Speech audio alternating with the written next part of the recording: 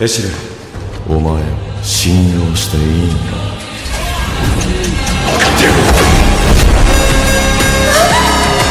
ずっとお前を連れてくるなんて。Nawalan ng gana sa hip-hopan, buto matagal nang nalipasan. Mas okay sa kalikasan, puro lang kaginhawaan. Kayo puro na lang pasikatan, gamit ang issue nyong kabilaan. Yan ang nais kong maiwasan, yung na sana kayong pakitaan. Matagal ding di nagluto, sana'y makain ninyo. Malamang sa malamang manghang na naman ng maihain ko. Yung may bahaw, sapaw pa sa mga bagong saing ko. Aking kinamay ang pagsulat, malamang ay panin sa'kin to. Pinin nyo kahit asikit ang mga mata, sigurado pa rin mas malaki ang kita ko. Pagkat weak ka bro, pasakit ka palang magaling na ako. Matasintado, walang ding amo, wala El Chapo. Hanggang di man yun na maging magaling na pa rin kayo marating. Pagka makatira, mahihina, puta walang impacto. Hindi na kailangan malasing pa ako, dahil matagal naman nakita bisado. Tumating na panahon, naka-Rolex na ako, habang nakasuot pa din sa iyong diskasyo. Kamusta yung tinatago mong inggit? Di makatigit, pamihado ng misyatong talentado, masinsado, palit tayo ng estado. Isang big na no, mababaw ba? Alam ko, di nyo ako masisisi bro. Bakit? Pag nagmalalim ba ako, masisisid nyo? Binabase ko lang ang mga sulat ko sa mga utak nyo para mamulat ko yung talukap nyo, malaoptal mo, kakatulak mo, kakakulat ko. Tagal ko hindi ginawa to. Wala pa akong balak gawin, pero dahil sa inyo, ito na yun. Sige, tuloy natin.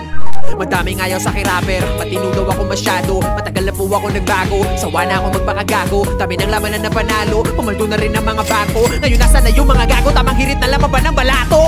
Kung inakala ninyo na madali lang lahat ito na gawin, akin ang tatapatin, nasasampalin yung mga pili magaling. Adik sa green, alak na gin, alol ka na, hindi ka natin, laka pa rin, kaya gawin. Hanggang ngayon nakaasa pa rin. Dami yung issue sa eksena, na-drop nyo kung may problema.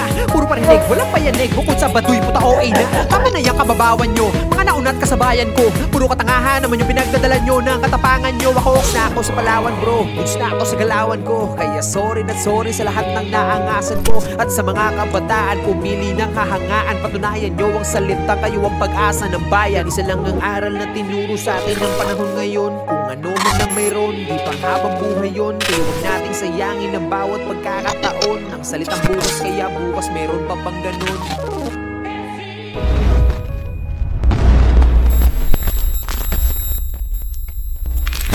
Kala ko dati yung buhay namin puro lang kamalasan, kasabay ng pagpasok ko sa mundo ng paangasan. Pero ayos lang kasi ito ang gusto kong lakaran. Nagulat sila nung biglang lumipad yung akala nilang basahan. Teka muna, dahan-dahan, wag masyadong malakas. Pumuputok na sa loob kasi maraming palabas. Baka meron dyang galit pero hindi lang nila malabas. Hindi kasi ako makasarili kaya pati sila hinila pataas.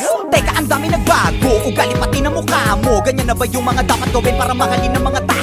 Sa bagay sanay ka naman, no respeto daw kahit pa ba. No, kung gusto nyo ng respeto, tanungin nyo na sila kung magkano. Huwag magpapaapekto, kala mo perfecto. Lalo pag nagsalita na yung mga yang kala mo walang depekto. Samantalang ako ginawa ko lang lahat ng ito ng puro diretsyo. Habang ikaw kailangan may siraan ka para lang makaasenso. Para ka lang chismosong ginawan na lahat ng kwento. Isa kang kupal na manunulat, ya puro ka lang imbento. Tinapakan, inangasan, sinabihang umalis na lang ako rito. Nilabanan, hinayaan, kaya ngayon ako na ang bago paborito. Titirahin nyo ko si Balong lang nagdala, wag kayong mag-alala, meron din kaming dala. Ganyan naman yung mga ulule, mahilig mangumpara. Nagpapanggap na malawak ang utak, makitid pala. Tanga ka, halatang talangka ka talaga. Kung ako'y guro na awa lang, kaya ka nakapasa. Kala mo lang matalim na kulang ka pa sa tasa. Tumitira ng mabilis, naiintindihan ka ba? Simulan ko na to kung paano mamumanat para bumakat sa mga tao. Kaya ko tumira kasi diba tinitira mo ko noong mga panahon na wala akong nakikita sa malayo. Pero di ko tinigilang mga bayo, ngayon ay naging malinaw na malabo. Pero di nyo makikita ang nakatago. Kala mo yun na di pa tapos, mga tira ng dila ko di pa tapon. Nakapila ka di ba, halika ngayon para malaman nila yung kuting sa leon. O siya, sige na, malakas ka na nun. Dapat alam mo na yung panahon, samantalang ako isa na'y mabaon. At alam ko na rin bumalik pa ako. Gusto kong magpahinga sa industriya na parang ang hirap ng huminga. Gusto kong magpahinga sa industriya na parang ang hirap ng huminga. Kulang tong 44 para makwento ko pa lahat ng tunay na nangyari, gagawing pelikula. Kulang tong 44 para makwento ko pa lahat ng tunay na nangyari, gagawing pelikula. Manood ka. Manood ka.